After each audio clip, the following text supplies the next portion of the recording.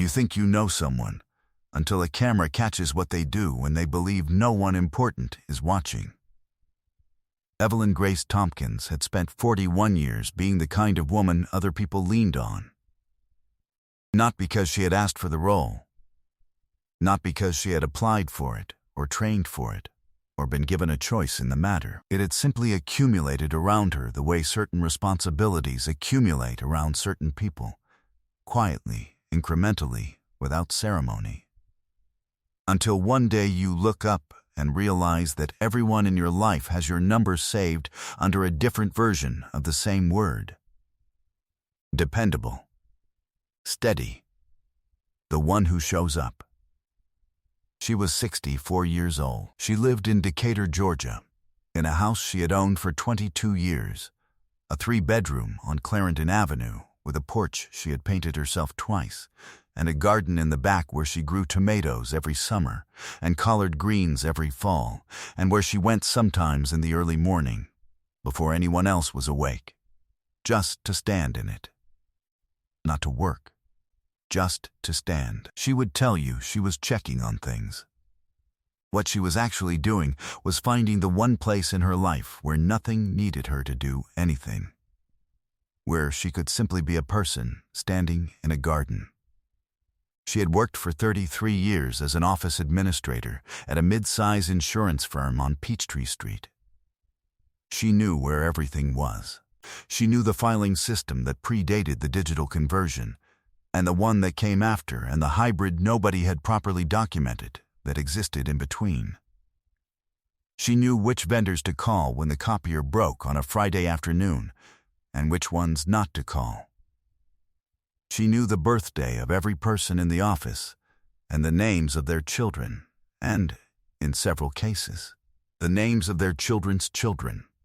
When she retired in 2021, her colleagues threw her a party in the conference room with a sheet cake from Publix and a card signed by 41 people and a slideshow that made 3 people cry.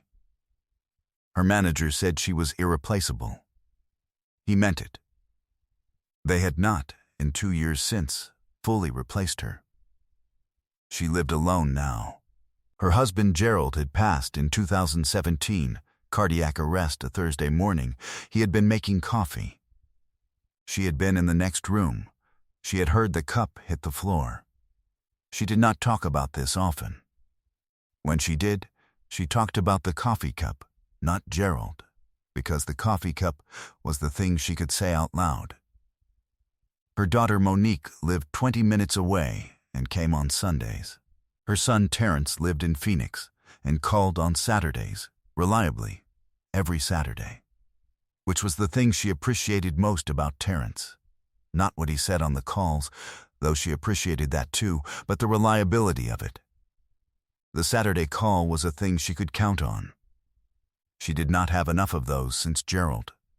She had a best friend of 37 years named Patricia. They had met at a church potluck in 1987 and had been inseparable in the way that certain friendships become their own kind of marriage. You know the person's habits and their history and their specific way of laughing and the face they make when something is wrong even when they say nothing is wrong. And you love them in a way that has stopped requiring explanation. Patricia Denise Hollis was 62 years old. She was shorter than Evelyn by 4 inches and louder by a significant margin, and she made the best sweet potato pie in Decatur. And she had, over 37 years, been Evelyn's emergency contact.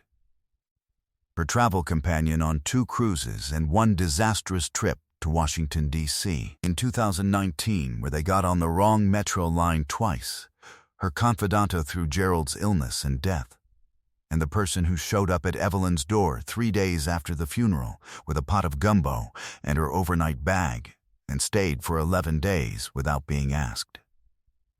Evelyn Tompkins had trusted Patricia Hollis with everything. Every version of herself, the strong version other people needed, and the version that stood in the garden at 6 a.m. because she needed somewhere to be nothing for 5 minutes. This is what made what happened in Studio 27 in Burbank, California on a Wednesday in late May so difficult to understand. Not just for Evelyn, for everyone who watched. The Family Feud application had been Patricia's idea. She had framed it as a girls' trip, fly to Los Angeles, do the show, see the city, eat good food. The team would be the two of them, plus Evelyn's daughter Monique, Patricia's niece Danielle, who was 29 and worked in marketing, and who had the kind of energy that made warm-up comedians nervous because she was funnier. And a woman from their church named Carolyn, who had been trying to lose 15 pounds since 2018, and who had, according to Patricia, the best poker face of anyone she had ever met. Evelyn had been hesitant. She said she was too old for television. Patricia said 64 was not too old for anything, and also Evelyn's bone structure was exceptional. Evelyn said she'd think about it. Patricia submitted the application that evening. This was how Patricia operated. It was one of the things Evelyn loved about her. Patricia moved through the world with a certainty that things would work out, and a willingness to act on that certainty before anyone could talk her out of it. In 37 years, Evelyn had benefited enormously from this quality. What Evelyn did not know, what would not become clear until the footage was reviewed, until the specific camera angle from the second unit was shown in the segment that would later go everywhere, was that Patricia had a separate reason for wanting the Tompkins-Hollis team on that stage. A reason she had not shared. A reason that had nothing to do with girls' trips or sweet potato pie or 37 years of friendship. Patricia Hollis had told a story. Not a small story. Not the kind of story you tell without thinking about it. She had told it to the show's contestant coordinators during the pre-production interview process. A story about Evelyn, a specific and private story about something that had happened to Evelyn in 2018. Something Evelyn had told Patricia in confidence in Evelyn's kitchen at 11 o'clock at night, over 2 cups of chamomile tea. Something that had cost Evelyn significantly to say out loud. Something she had never told Monique, never told Terrence, never told anyone at the office, never told another person on this earth besides Patricia. Patricia had told it because she thought it would make good television. She had told it because the coordinator had said emotional backstories helped with selection. She had told it because she had, somewhere in the calculus of wanting the trip and wanting the experience and wanting to be on the show, decided that it was not her secret to keep. Evelyn found out the way people find out things they were never supposed to know, accidentally, incompletely, in the worst possible setting. The coordinator pulled Evelyn aside before taping. He said he wanted to check in about what she had shared, about 2018, about the situation with Gerald's estate, about the period she had described as the hardest of her life. He was kind about it. He was professional. He had no way of knowing that Evelyn had not shared any of this, that she was hearing her own private history recited back to her by a stranger in a hallway in a television studio in California, while her best friend of 37 years was 20 feet away at the craft services table. Evelyn said she was sorry, she was confused. What had she shared exactly? The coordinator told her. Evelyn stood very still. She did not say anything for a moment. She thanked the coordinator. She said she needed a minute. She walked to the bathroom at the end of the hallway, and she stood at the sink and ran cold water over her wrists, which was what she did when she needed to stay composed, which Gerald had taught her years ago when she had a particularly difficult board meeting, and she had done it the day of his funeral, and she was doing it now. She walked back out. She said she was ready. She did not look at Patricia. This was the thing the cameras caught. Not a confrontation, not a scene. Simply Evelyn Tompkins walking back down that hallway and passing her best friend of 37 years without looking at her. And Patricia, who did not yet know that Evelyn knew, turning to say something cheerful, and then registering in real time the specific quality of Evelyn's stillness. Patricia's face changed. It changed fast. And the camera caught it. Danielle, Patricia's niece, saw it too. She was 29 years old, and she worked in marketing, and she read Rooms for a Living, and she looked between the two women and understood immediately that something had broken, and she did not know what it was. And she did not say anything, and she spent the next 40 minutes on that stage trying very hard to behave normally. The first 2 rounds of the game proceeded. Evelyn played well. This surprised no one who knew her. She was precise. She was composed. She gave good answers. She smiled at the right moments. She was, as she had been for 64 years, exactly what the room needed her to be. Steve Harvey had noticed something in the hallway. He had walked past the bathroom corridor during the coordinator incident, not close enough to hear, but close enough to read the geometry of it. A woman standing very still, a stranger talking. The way she walked back out. He filed it. In the second break, between rounds, Steve walked over to the Tompkins side of the stage. He did the thing he always did, move through the team, a word here, a joke there. He got to Evelyn. He said, "You good?" Evelyn said, "I'm fine."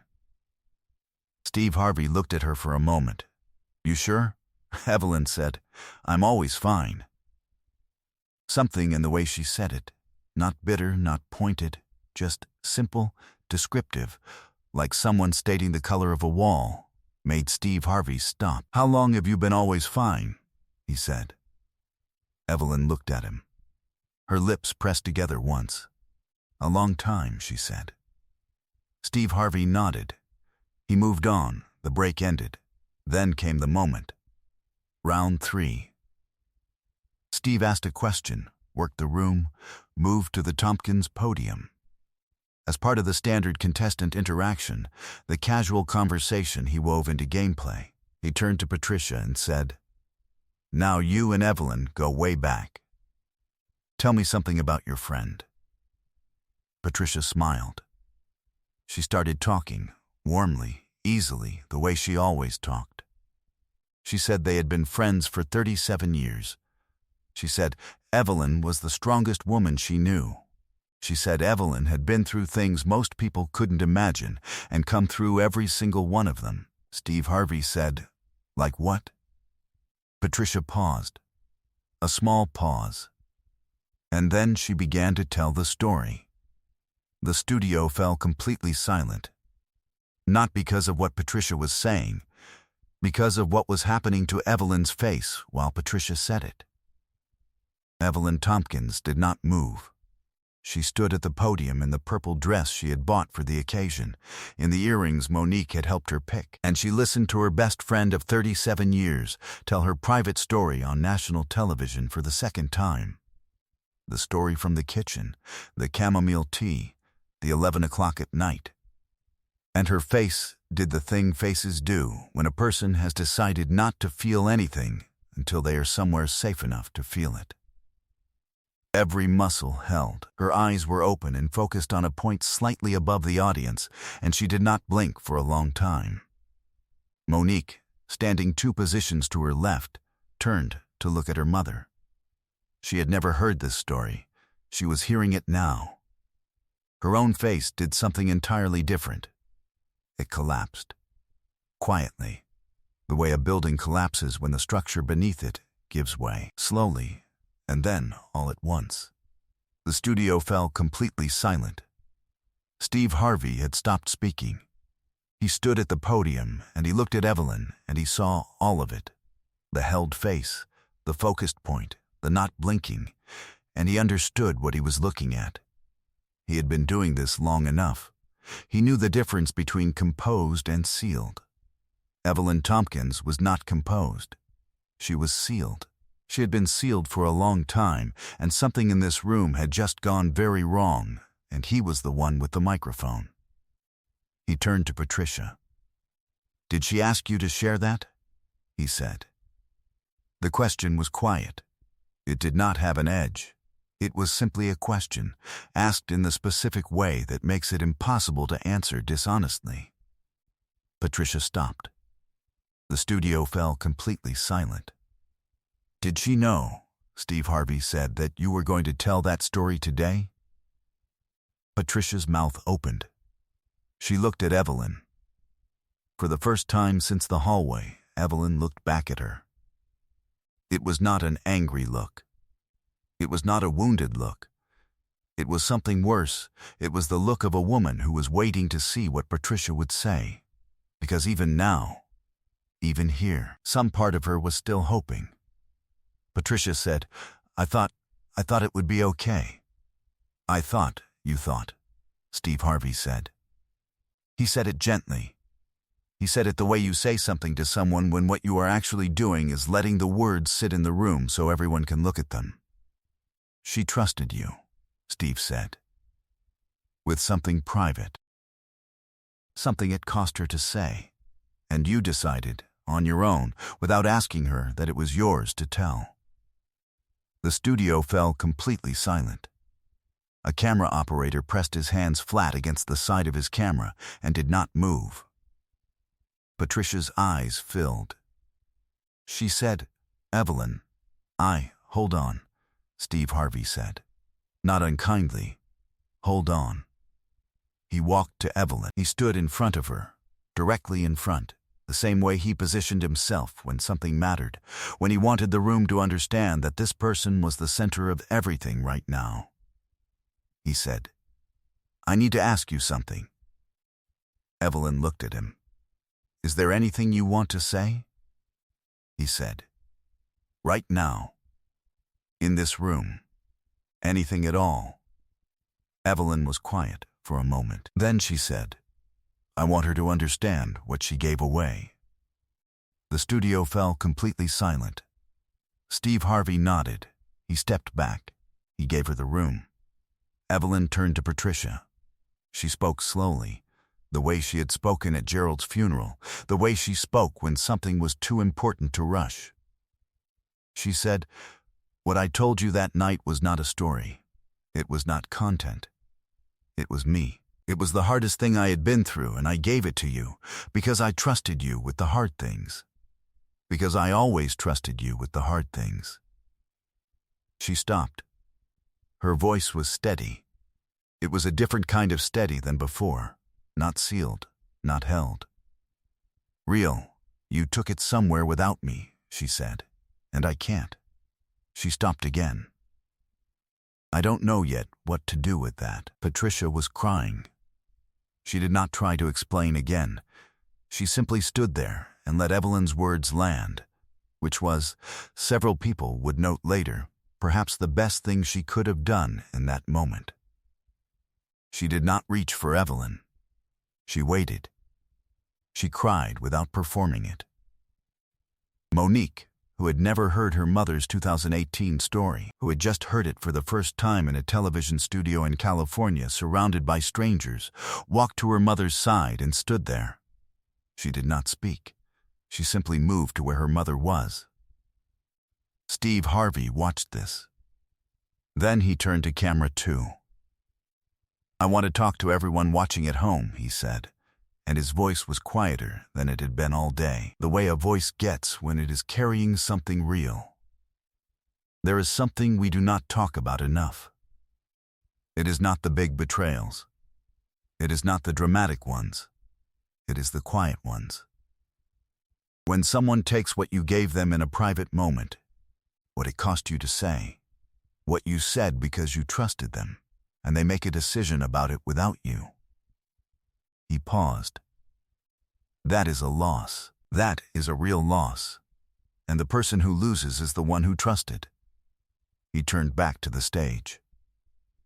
But Steve Harvey wasn't done. He looked at Patricia directly. I am not here to condemn you, he said. You know what you did. She knows. This room knows. What matters now is what you do with that knowledge. He paused. You said she was the strongest woman you know. You said she had been through things most people couldn't imagine. He stopped. Then you owed her better than this. Patricia nodded. She could not speak. Steve Harvey wasn't done yet. He called the stage manager. He announced a pause in gameplay. He spoke with producers for 4 minutes off camera. When he returned, he announced that the episode's prize package would be awarded in full to the Tompkins family, effective immediately, competition structure aside. He also announced, through the Steve Harvey Foundation, a personal support package for Evelyn, a year of professional counseling services through a grief and trauma practice in Decatur, Georgia, and a financial contribution to a nonprofit supporting women over 60 navigating life transitions alone. Combined value, $28,000. He said, because what she has been carrying deserved to be seen by someone who would carry it with her, not put it on display. The Okafor family, the competing family from Cincinnati, who had been standing on their side of the stage through all of this, with expressions ranging from stunned to openly tearful. Their captain, a woman named Blessing, walked across the stage dividing line. She stood beside Evelyn. She said, I don't know you, but I want you to know that every woman in this room just stood up for you on the inside. 304 people stood up on the outside. The clip appeared online that evening. By morning it had 11 million views. By the end of the first week, 58 million, trending in 14 countries. A therapist who specialized in relational trauma posted a 7-minute response video that itself received 4 million views. She said that what the clip captured, the specific moment when Evelyn looked at a point above the audience and did not blink, was one of the most precise visual representations of emotional dissociation under public betrayal she had ever seen documented on film.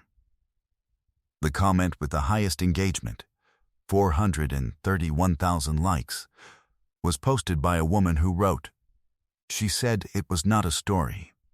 It was me. I have never heard anyone say exactly what happened to me so perfectly.